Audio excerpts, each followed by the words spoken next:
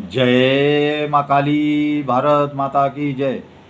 भारतवासियों, जो मेघालय के लोगों ने प्यार दिया, मैंने मेघालय पर वीडियो बनाया, उसके लिए पूरे मेघालय के लोगों को मैं धन्यवाद देता हूँ, दिल से नमन करता हूँ।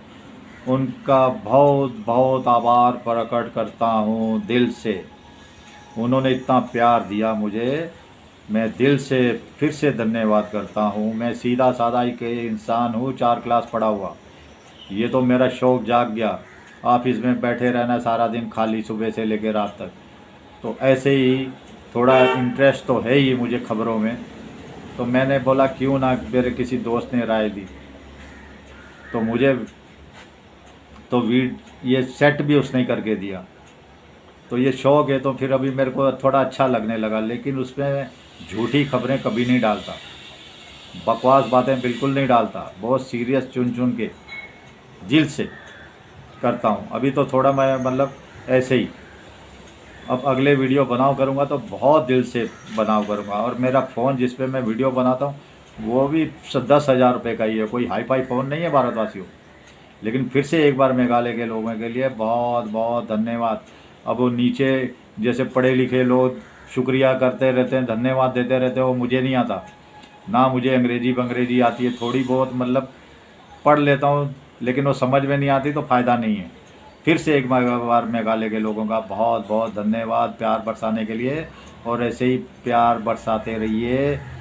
साथियों, मेरी माताओं बहनों, जो भी मेरा वीडियो देख रहे हैं, पसंद कर रहे हैं, और मैं झूठ वीडियो नहीं बनाता, मैं उल्टे सीधे वीडियो नहीं बनाता। मुझे झूठ से बहुत नफ़रत है भारतवासियों, बचपन से ही झूठ से नफ़रत है।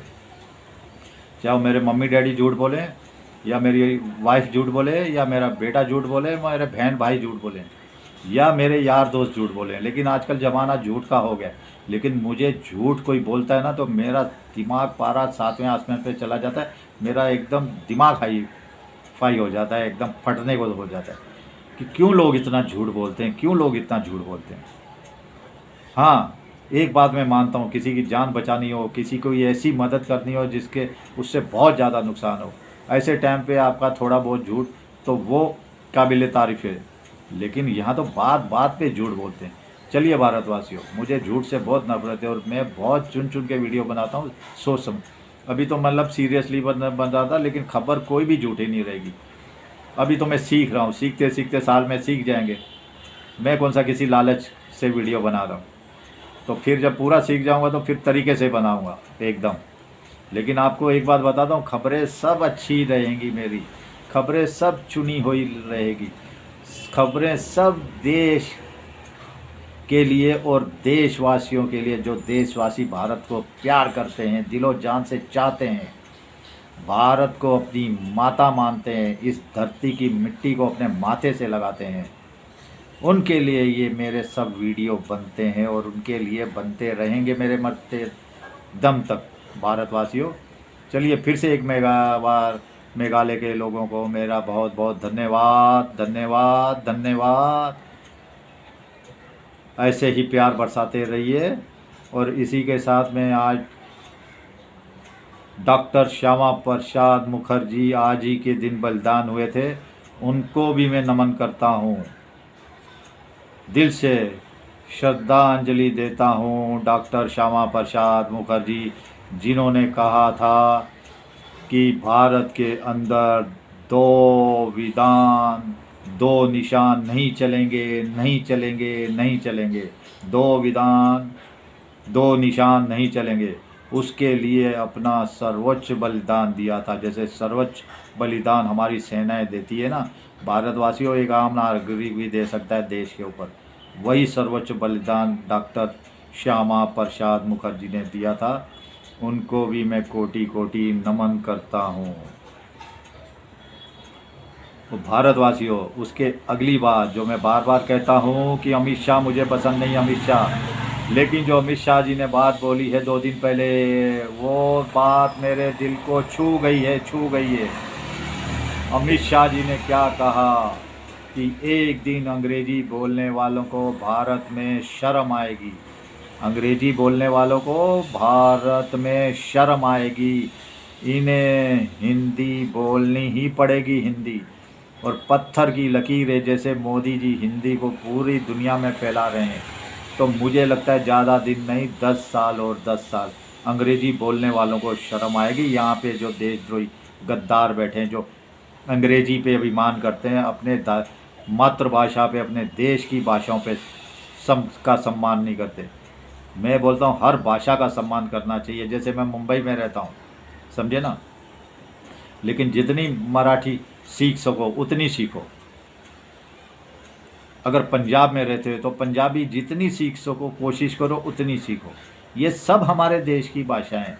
जैसे मलयालम हो गई, तमिल हो गई, कन्नड़ हो गई, गुजराती हो गई, हरियाणवी हो गई, तो बिहारी हो गई।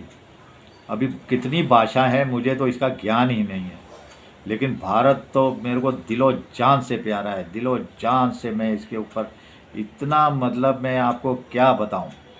मेरे को ऊपर वाला अगर मेरे ऊपर पैसा बरसाए ना, मेरे ऊपर पैसा बरसाए, मुझे पैसा दे, तो मैं हकीकत बताता हूँ, मेरा सपना है कि मैं बाहर अमेरिका कोई छोड़ो, सब किसी देश में स्विट्ज़रलैंड नहीं चाहिए, मैं अपने भारत को घूमूंगा। मैं भारत की गली गली देखूंगा, मैं भारत का हर एक राज्य देखूंगा, मैं भारत के गांव देखना चाहता हूं।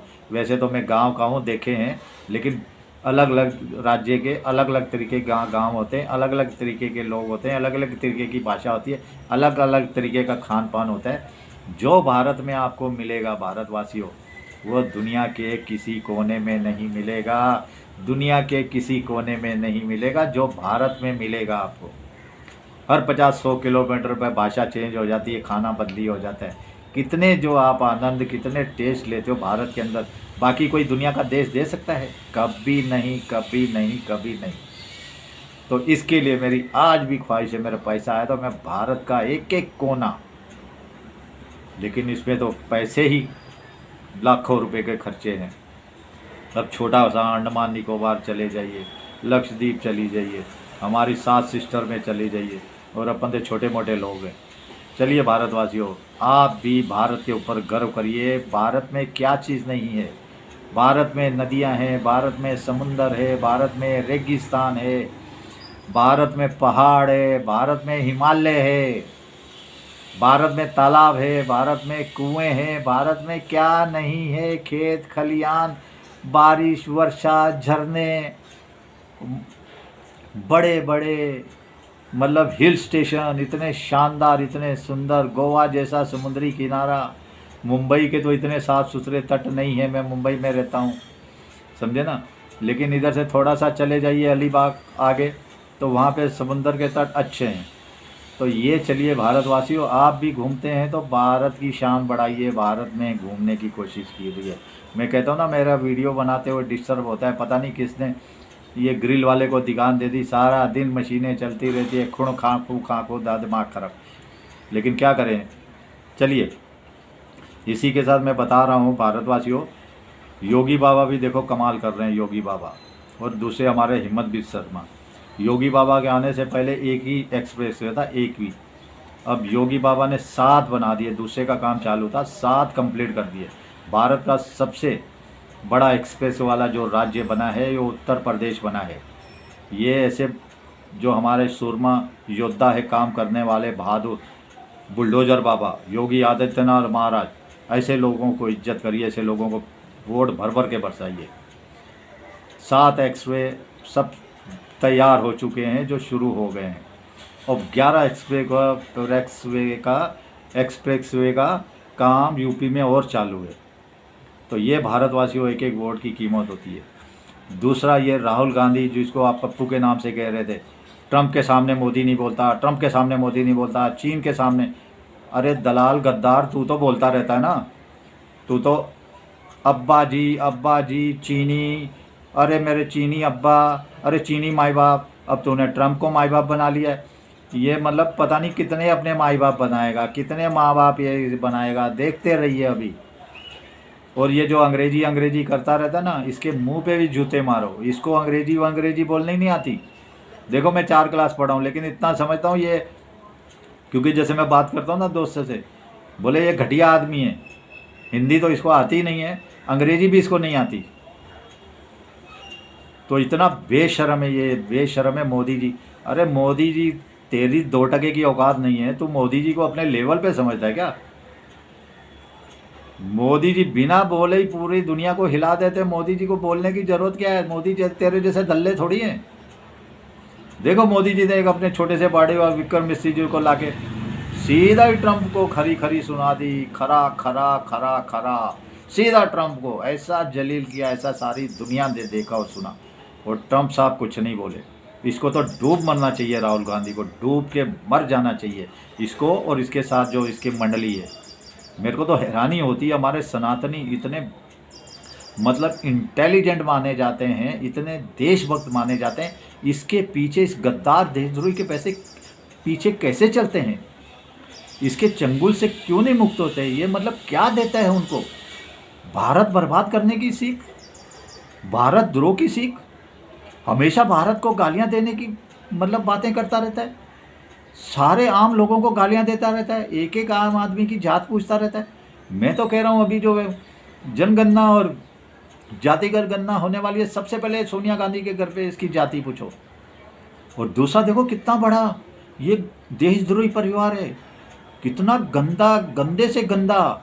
बाहर आते ही वो अस्पताल से बाहर चोरी हो गई, बोलती है मैं एकदम ठीक हूँ, मैं ईरान के अंदर जहाद करने जा रही हूँ। कौन कह रही है? सोनिया गांधी। मैं ईरान के साथ जा रही हूँ, ईरान में पहुँचने वाली हूँ, मैं ईरान के साथ मिलकर जिहाद करूँगी। अरे ईरान के साथ मिलकर जिहाद करेगी ये, ईरान का सपोर्ट करेगी, ईरान की जय जयकार करेगी। अरे जा उधर, मरती क्यों नहीं है सोनिया नामक बार बाला? तीयू नचनिया है और नचनिया ही रहेगी। क्या देशद्रोही परिवार है यार ये, क्या देशद्रोही। वो तो फिलिस्तीन के झंडे ले मतलब बैग लेके घूम रही थी बेटी, और ये ईरान जाते मरते भी नहीं है यार, ये ईरान में लड़ने मरने जाते भी नहीं है इजराइल से। मेरे को समझ में नहीं आता क्या है। मैं भारतवासियों, मैं ईरान के बारे में बिल्कुल बुरा नहीं चाहता, लेकिन इसकी औकात है 2% की, इसलिए रोक देगी। भाई इजराइल भी जीना चाहता है, इजराइल को भी जीने का हक है, क्यों नहीं जीने का? एक आम इंसान को मैं बोलता हूँ चींटी। भारत तो ऐसा देश है, कुत्ता, चींटी, हर जीव जंतु, पेड़ पौधे, पहाड़ों, नदियों, नालों, कुओं, सबको पूजने वाला है, सबकी जय जयकार करने वाला है, समझे ना? लेकिन ईरान भी हमारा भारत का दोस्त है, हम किसी से दोस्ती या दुश्मनी नहीं निभाते। पूरी दुनिया में मैं बता रहा हूँ, हमारे दो ही दुश्मन हैं, दो ही दुश्मन। सबसे बड़ा चीन, सबसे बड़ा चीन, सबसे बड़ा चीन दुश्मन है, उसको हम निपटाएंगे, ज़रूर निपटाएंगे। और दूसरे नंबर पे पाकिस्तान है, जो जल्दी निपटने वाला है। तुर्की की तो 2% की औकात नहीं है, तुर्की को तो हमारी दुश्मनी के लायक ही नहीं है, समझे ना? लेकिन सारे देश हमारे से, भारत से प्यार करने वाले, हम भी उनसे प्यार करते हैं, चाहे कोई भी देश हो, क्रिश्चियन देश हो, मुस्लिम देश हो। हमारे साथ अगर हमारी संस्कृति को प्यार करेंगे, हमें मानेंगे, हमारे देश को मानेंगे, तो हम उनसे प्यार करेंगे। हमारे देश से नफरत करेंगे तो हम भी उनके देश से नफरत करेंगे, हम भी उनके लोगों से नफरत करेंगे। लेकिन ईरान कभी हमारे देश से मतलब दुश्मनी नहीं निभाता, कभी नफरत नहीं करता, तो हम क्यों ईरान से नफरत करेंगे? लेकिन ये जिहादन तो अलग ही तरीके से चलती है। और भारतवासी बहुत मतलब एक से एक अच्छा काम हो रहा है, मैं बता रहा हूँ आपको, एक से अच्छा। अब एलन मस्क साहब आ गए हैं भारत में, इनकी टेस्ला, इन्होंने सबसे पहले जो अपने शोरूम के लिए जगह चॉइस की है, जो शहर चॉइस किया, जो राज्य चॉइस किया, उसमें मुंबई को नंबर 1 पे रखा है। अगले महीने मुंबई में शोरूम खुल जाएगा टेस्ला का। जो गाड़ी की कीमत होगी 47-48 लाख रुपए कीमत होगी इसकी, मतलब 50 लाख रुपए के करीब मान लीजिए। 50 लाख रुपए टेस्ला की गाड़ी की कीमत होगी। और उसके बाद फिर उनका दूसरी चॉइस है दिल्ली में टेस्ला का स्टारलिंक, तो वो लाइसेंस दे दिया है मोदी सरकार ने, स्टारलिंक भी आ रहा है, जो गांव-गांव पूछेगा, आपको पता है। भारतवासियों, ये आपके वोट की ताकत है, इतने अच्छे अच्छे काम हो रहे हैं, इतने।